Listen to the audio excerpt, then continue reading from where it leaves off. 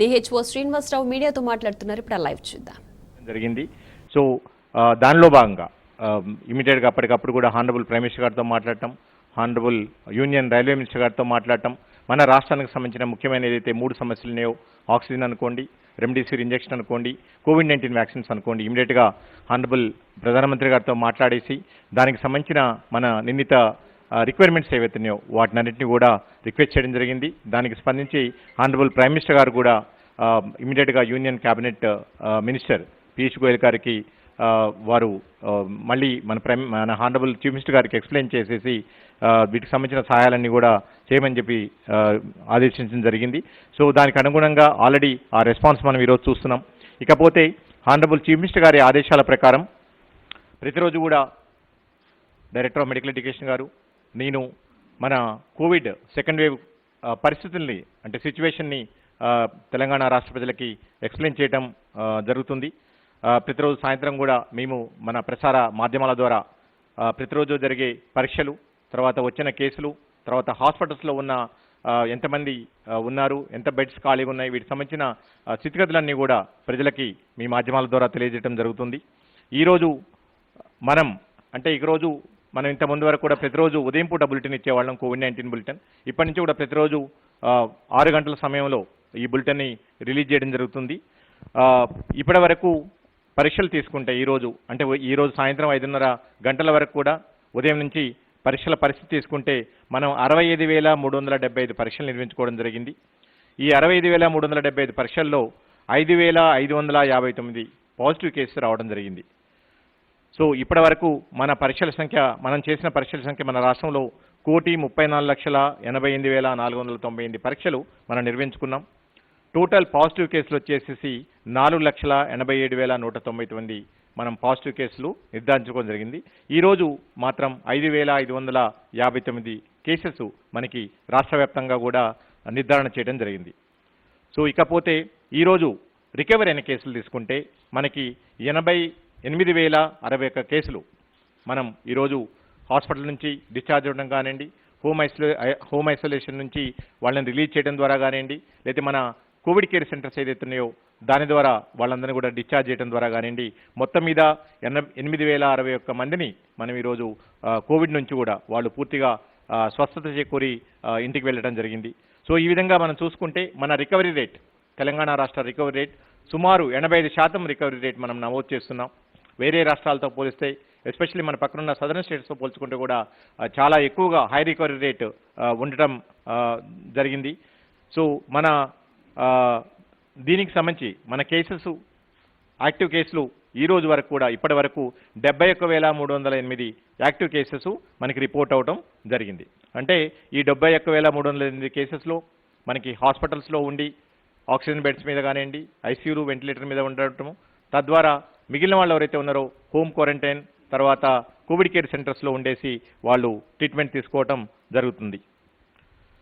So beds పరిస్థితి చూసుకుంటే మన తెలంగాణ రాష్ట్రంలో ఈరోజు సాయంత్రం 5:30 గంటల వరకు మొత్తం మీద మన రాష్ట్రంలో అన్ని రకాల బెడ్స్ అంటే regular beds, oxygen beds, intensive care unit beds తీసుకుంటే మొత్తం 53,527 బెడ్స్ ఉండడం జరిగింది.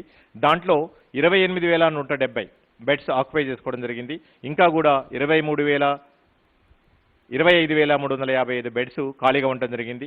బట్ దీంట్లో ఆక్సిజన్ బెడ్స్, ఐసీయూ బెడ్స్ మనకి కొంచెం ఎక్కువగా అంటే ఆక్యుపై చేయడం జరిగింది. ఈ రేషియో ప్రకారం మనం తీసుకుంటే గవర్నమెంట్లో రెగ్యులర్ బెడ్స్ వచ్చేసేసి 25% ఆక్యుపెన్సీ ఉన్నది, ఆక్సిజన్ బెడ్స్ వచ్చేసేసి 66% ఆక్యుపెన్సీ ఉన్నది, ఐసీయూ బెడ్స్ మన ఆక్యుపెన్సీ వచ్చేసేసి 73%. అంటే ఓవరాల్గా 51% మనకి బెడ్స్ ఆక్యుపెన్సీ మన ప్రభుత్వ హాస్పిటల్స్లో మనకి ఈరోజు రిపోర్ట్ అవ్వడం జరిగింది. అలాగనే ప్రైవేట్ హాస్పిటల్స్లో రెగ్యులర్ బెడ్స్లో 28%, ఆక్సిజన్ బెడ్స్లో 70%, ఐసీయూ బెడ్స్లో 74%, ఓవరాల్గా 53% బెడ్స్ ఆక్యుపై చేయడం జరిగింది. సో అంటే ఐసీయూ బెడ్స్లో మరియు ఆక్సిజన్ బెడ్స్లో ఇంకా కూడా 25 నుంచి సుమారు 35% వరకు కూడా బెడ్స్ మన దగ్గర వివిధ ప్రభుత్వ మరియు ప్రైవేట్ హాస్పిటల్స్లో ఈరోజు ఖాళీగా ఉండటం జరిగింది. సో ఓవరాల్గా మీకు ఇంతకుముందు చెప్పినట్టు బెడ్ ఆక్యుపెన్సీ వచ్చేసి 53% ఉంటే ICU beds occupancy 74%, oxygen beds occupancy 68% ఉండటం జరిగింది. ఇకపోతే ఈరోజు డెత్స్ వచ్చేసేసి 41 డెత్స్ రిపోర్ట్ అవ్వడం జరిగింది. ఇప్పటి వరకు మొత్తం మీద రాష్ట్ర వ్యాప్తంగా అంటే కోవిడ్ ప్రారంభమైన గత సంవత్సరం మార్చి 3 నుంచి ఇప్పటి వరకు కూడా 2666 మంది ఈ కోవిడ్ వ్యాధితోని మరణించడం జరిగింది. ఇవన్నీ అని చెప్పేసి మా వైద్య ఆరోగ్య శాఖ సిబ్బంది కూడా తెలియజేయడం జరిగింది. ప్రతి ఇంటికి తిరిగి ఎవరికైతే సిమ్టమ్స్ ఉన్నాయని ఐడెంటిఫై చేసిన తర్వాత వాళ్ళని అక్కడ స్క్రీన్ చేసేసి మళ్ళీ మెడికల్ ఆఫీసర్ దగ్గర తీసుకురావటం, మెడికల్ ఆఫీసర్ కంప్లీట్గా వాళ్ళని ఎగ్జామిన్ చేసేసి వాళ్ళకి కౌన్సిలింగ్ ఇచ్చి ఈ కిట్ని ఈ హోమ్ కోవిడ్ మెడికల్ కిట్ ఏదో వాళ్ళని ఎలా వాడాలి, ఏమేమి జాగ్రత్తలు తీసుకోవాలి ఈ కౌన్సిలింగ్ ద్వారా వాళ్ళకి తెలియజేయటం జరుగుతున్నది. దయచేసి అనవసరంగా, ఎందుకంటే ఇప్పటి వరకు మనం చూస్తున్నాం చాలామంది మనకి రాబోయే రోజుల్లో కోవిడ్ వస్తుందేమో అని చెప్పేసి కొంతమంది ఇళ్లలో ఆక్సిజన్ సిలిండర్స్ పెట్టుకుంటున్నారు, కొంతమంది ఇళ్లలో రెమ్డెసివిర్ ఇంజక్షన్లు పెట్టుకుంటున్నారు, కొంతమంది ఎలాంటివి లేకపోయినా సరే భయంతోనో ఆదుర్దాతోనో హాస్పిటల్స్లో అడ్మిట్ అవ్వడం కూడా జరుగుతున్నది. సో వీటి వల్ల అనవసరమైన కృత్రిమ కొరత అనేది ఏర్పడుతుంది. ఆక్సిజన్ సిలిండర్స్కి అయితేంది, లేదా రెమ్డెసివిర్ ఇంజక్షన్లకి అయితేంది, హాస్పిటల్లో బెడ్స్ అయితేంది.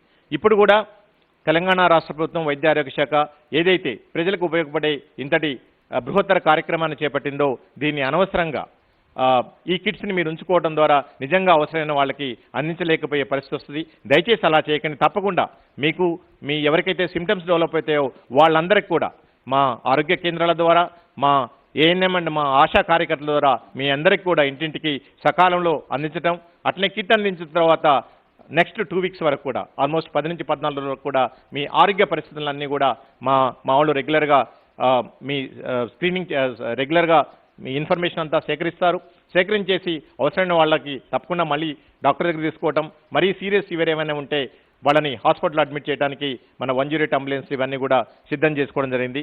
కాబట్టి ముఖ్యంగా ఈ కిట్స్ అవసరం ఉన్న వాళ్ళకు మాత్రమే మా ఆరోగ్య కార్యకర్తలు ఇస్తారు. దయచేసి వాళ్ళని మీరు ఇన్సిస్ట్ చేయొద్దు. తప్పకుండా మనకి అవసరమైన కిట్స్ అన్నీ కూడా లక్షలాది కిట్స్ ఈరోజు అందుబాటులో ఉన్నాయి.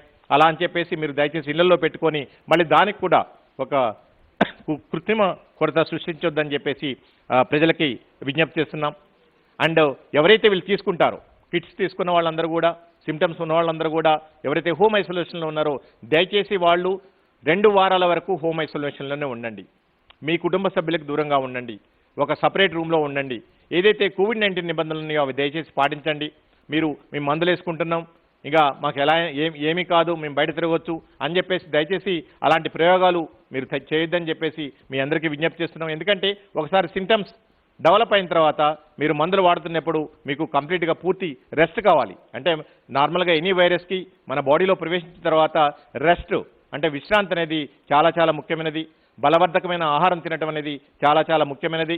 అలాగనే ఫ్లూయిడ్స్ చాలా, ఏదైతే మనం వాటర్ అనుకోండి, లేకపోతే ఇతరత్ర ఈ ఫ్లూయిడ్స్ ఏవైతే ఉన్నాయో, ఈ ఫ్రూట్ జ్యూస్ అనుకోండి, ఇవన్నీ కూడా మనం బలవర్ధకమైన ఆహారము, ఈ ఫ్లూయిడ్స్ అన్నీ కూడా చాలా ఎక్కువగా తీసుకోవాలి కాబట్టి, ప్లెంటీ ఆఫ్ ఫ్లూయిడ్స్ ఎక్కువగా తీసుకోవాలి కాబట్టి ఇవన్నీ తీసుకుంటూ ఇంటి పట్టునే ఉండేసి ఐసోలేషన్లో మీరు ఉండటం వల్ల ఎక్కువగా రెస్ట్ తీసుకోవడం ద్వారా మీరు ఎంత త్వరగా వెళ్ళేది అంత త్వరగా కోలుకోవడానికి మీరందరూ అవకాశం ఉంటుంది.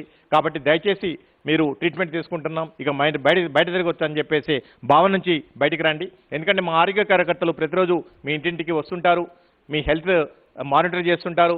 అలాగనే మీరు హాస్పిటల్కి వెళ్ళినప్పుడు లేకపోతే మా ఆరోగ్య కేంద్రానికి వెళ్ళినప్పుడు అక్కడ ఉన్న డాక్టర్స్ కూడా మీకు మానిటరింగ్ చేసి కౌన్సిలింగ్ ఇస్తారు. కాబట్టి దయచేసి ఇలాంటి ప్రయోగాలు చేయొద్దని చెప్పేసి ప్రజలకి విజ్ఞప్తి చేస్తున్నాం.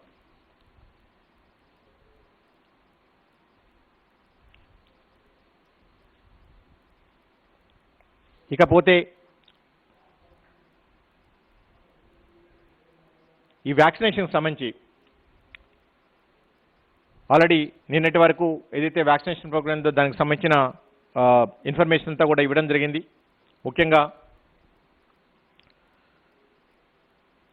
నిన్న హానరబుల్ చీఫ్ మినిస్టర్ గారు ఈ వ్యాక్సినేషన్ ప్రోగ్రామ్ని రివ్యూ చేస్తూ ఎస్పెషల్లీ సెకండ్ డోస్ ఎవరైతే డ్యూ ఉన్నారో, అంటే ఫస్ట్ డోస్ తీసుకొని కోవిషీల్డ్ 6 వారాలు కంప్లీట్ అయిన వాళ్ళు, అలాగనే కోవాక్సిన్ 4 వారాలు కంప్లీట్ అయిన వాళ్ళందరికీ కూడా ప్రాముఖ్యత అంటే ఇంపార్టెన్స్ ఇచ్చేసేసి వాళ్ళకి 2 డోసులు ఇవ్వడం ద్వారా పూర్తి రక్షణ దొరికే అవకాశం ఉంటుంది. కాబట్టి వాళ్ళకి సెకండ్ డోస్ని వాళ్ళ డ్యూ డేట్స్ ప్రకారం ఇవ్వమని చెప్పేసి హెల్త్ డిపార్ట్మెంట్కి, తర్వాత చీఫ్ సెక్రటరీ గారికి డైరెక్షన్స్ ఇవ్వడం జరిగింది.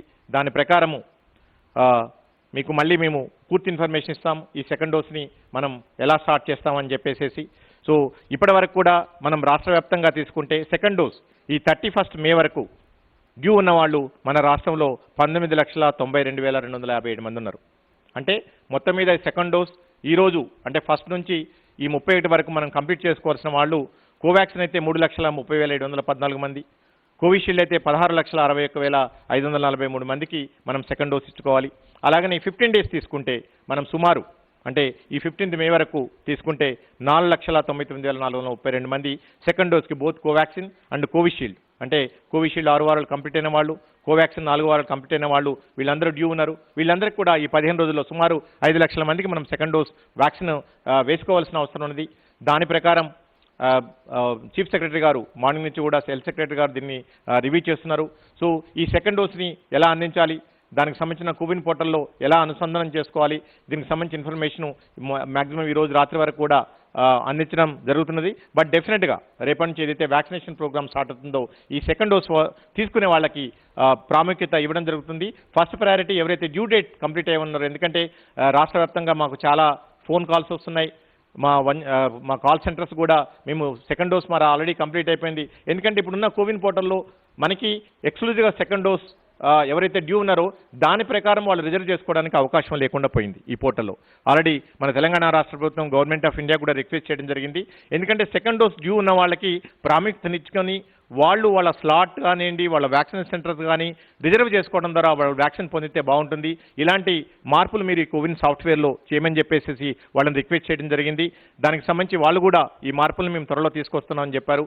బట్ అప్పటి వరకు ఎవరైతే డ్యూ ఉన్నారో మనము వాళ్ళకి ప్రాముఖ్యత ఇచ్చేసేసి వాళ్ళు ఆల్రెడీ సెకండ్ డోస్కి డ్యూ ఉన్నారు కాబట్టి వాళ్ళకి వ్యాక్సిన్ అందించడం ద్వారా వాళ్ళకి కంప్లీట్ ప్రొటెక్షన్ ఈ వైరస్ నుంచి పూర్తి రక్షణ దొరికే అవకాశం ఉంటుంది. కాబట్టి రేపటి నుంచి జరిగే ఈ కోవిడ్-19 వ్యాక్సినేషన్ ప్రోగ్రాంలో రాష్ట్ర వ్యాప్తంగా అన్ని గవర్నమెంట్ కోవిడ్ వ్యాక్సిన్ సెంటర్స్లో రెండో డోస్ వాళ్ళకి ప్రాముఖ్యత ప్రాధాన్యత ఇవ్వడం జరుగుతుంది. కాబట్టి ఎవరైతే రెండో డోస్ డ్యూ ఉన్నారో ప్రజలెవరూ కూడా ఆదుర్దపడాల్సిన అవసరం లేదు. తప్పకుండా మీ అందరినీ కూడా ప్రతి సెంటర్ వైజ్ కూడా మేము జిల్లా వారీగా ఆ జిల్లాల్లో ఉన్న అన్ని గవర్నమెంట్ కోవిడ్ వ్యాక్సినేషన్ సెంటర్స్ తర్వాత ప్రైవేట్ కోవిడ్ వ్యాక్సిన్ సెంటర్స్ వాళ్ళు కూడా మా దగ్గరకు వచ్చి వ్యాక్సిన్ తీసుకునే అవకాశం ఉంటుంది. కాబట్టి వాళ్ళందరూ కూడా లైన్ లిస్ట్ ప్రిపేర్ చేస్తున్నాం. తద్వారా మీకు మెసేజ్ల రూపంలో కానివ్వండి, ఇతరత్ర సాధనాల రూపంలో కానివ్వండి మీ అందరికీ తెలియజేయటం, మీరందరూ కూడా మీ దగ్గరలో ఉన్న వ్యాక్సిన్ సెంటర్కి వెళ్ళడం ద్వారా మీ సెకండ్ డోస్ తీసుకోవడానికి అవకాశం ఉంటుంది.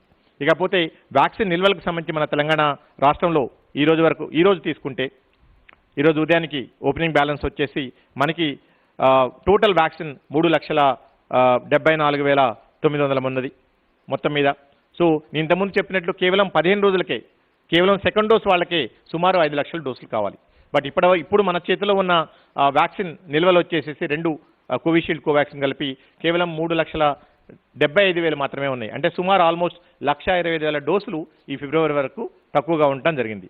సో దీనికి సంబంధించి గవర్నమెంట్ ఆఫ్ ఇండియా కూడా ఒక ఇండికేషన్ ఇవ్వడం జరిగింది. నిన్న హానరబుల్ చీఫ్ మినిస్టర్ గారు కూడా ప్రైమ్ మినిస్టర్ గారిని రిక్వెస్ట్ చేయడం జరిగింది. సుమారు మా రాష్ట్రానికి ప్రతిరోజు కూడా 2 నుంచి 2.5 లక్షలు మినిమం, అంటే తక్కువలో తక్కువ మేము వ్యాక్సిన్స్ చేసే అవకాశం ఉంది. కాబట్టి మనకి ఎలకేట్ చేయమని చెప్పేసి హానరబుల్ ప్రైమ్ మినిస్టర్ గారిని రిక్వెస్ట్ చేయడం జరిగింది. దానికి అనుగుణంగా కొన్ని మనకి ఏదైతే అలాట్మెంట్ ఉందో ఎలకేషన్ ఉందో అది పెరుగుతుందని చెప్పి ఆశిస్తున్నాం రాబోయే రోజుల్లో. ఇకపోతే మనకు వచ్చిన ఇండికేషన్ ప్రకారము ఎక్స్పెక్టెడ్ ఈ 15th మే వరకు ఇంకా మొత్తం మీద మనకు ఇంకొక 3,10,000 అంటే సుమారు 3,11,000 వ్యాక్సిన్ డోస్ వచ్చే అవకాశం ఉంటుంది. సో ఇవన్నీ ఏవొచ్చినా సరే మొత్తం మీద మనకి సెకండ్ డోస్ ఎవరైతే డ్యూ ఉన్నారో వాళ్ళకి మాత్రమే సరిపోతుంది. కాబట్టి మనకి ఎప్పుడైతే వ్యాక్సిన్ నిల్వలు ఎక్కువగా వస్తాయో, డోస్ ఎక్కువగా వస్తాయో అప్పుడు ఎవరైతే సెకండ్ డోస్ కంప్లీట్ అయిన తర్వాత ఫస్ట్ డోస్ వాళ్ళు ఉన్నారో ఈ 45 సంవత్సరాల పైబడిన వ్యక్తులందరికీ కూడా వ్యాక్సిన్ అందిస్తాం. ఎప్పుడైతే మనకి ఫ్రీగా వ్యాక్సిన్ అవైలబిలిటీ ఉంటుందో అంటే మనకి డోసెస్ నెంబర్ ఆఫ్ డోసెస్ మనం స్టేట్ ఏదైతే రిక్వెస్ట్ చేస్తుందో కేంద్ర ప్రభుత్వాన్ని, ఎందుకంటే ఈ 18 to 44 years మధ్యలో ఉన్న వాళ్ళకు కూడా ఇప్పుడు కేంద్ర ప్రభుత్వమే మనకి అన్ని రాష్ట్రాలకు కూడా వ్యాక్సిన్స్ అలొకేట్ చేయడం జరుగుతున్నది. సో దానిలో భాగంగా ఆ వ్యాక్సిన్స్ కూడా మనకి ఎంత త్వరగా వెళితే అంత త్వరగా మనం తీసుకొని సో ప్రజలకి ఈ వ్యాక్సిన్స్ అందించడానికి మనం ప్రయత్నం చేస్తాం. దయచేసి 18 నుంచి 40 సంవత్సరాలు ఉన్నవాళ్ళు కొంచెం ఓపిక పట్టండి, తప్పకుండా మీ వంతు కూడా వస్తుంది. తెలంగాణ రాష్ట్ర ప్రభుత్వం అన్ని రకాల ఈ వ్యాక్సిన్స్ పర్చేజ్ చేయడానికి తర్వాత అన్ని రకాల ఏర్పాట్లు చేయడానికి సిద్ధంగా ఉంది. వ్యాక్సిన్ వేయడానికి కానీ లేకపోతే మనకి సంబంధించిన కోల్డ్ చైన్ స్టోరేజ్ కానీ అన్ని రకాలు కూడా ఎలాంటి ప్రాబ్లమ్స్ లేవు. మనకున్న ప్రాబ్లం అంతా కూడా వ్యాక్సిన్ నిల్వలు, వ్యాక్సిన్ డోసెస్. ఇది ఒక మన రాష్ట్రంలో ఉన్న సమస్య కాదు, దేశవ్యాప్తంగా అన్ని రాష్ట్రాల్లో ఉన్న సమస్య. అన్ని చోట్ల కూడా ఇలాంటి పరిస్థితులే ఉన్నాయి. ఇక్కడ